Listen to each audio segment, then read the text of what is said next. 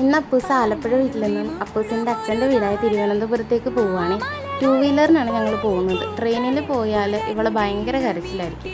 അതുകൊണ്ടാണ് 2 വീലർ എടുത്തത്. പക്ഷേ ചേർത്തല എത്തിയപ്പോൾ ഞങ്ങൾക്ക് നല്ലൊരു മഴ കിട്ടി. ഒരു കടയിൽ കയറി നിൽക്കേണ്ടി വന്നു.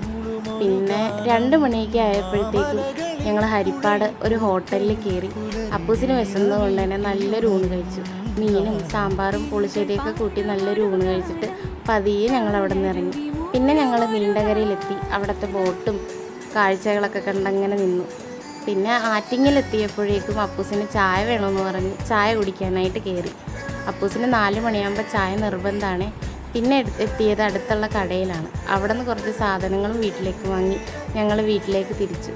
1 മാസത്തിന് ശേഷമാണ് അപ്പൂസിൻ്റെ വീട്ടിലെത്തുന്നത്. അതുകൊണ്ട് തന്നെ അപ്പൂസ് ഹാപ്പിയാണ്. വീട്ടിലെത്തിയതും അമ്മ വന്ന് അപ്പൂസിനെ കൂട്ടിയിട്ടുണ്ടേ.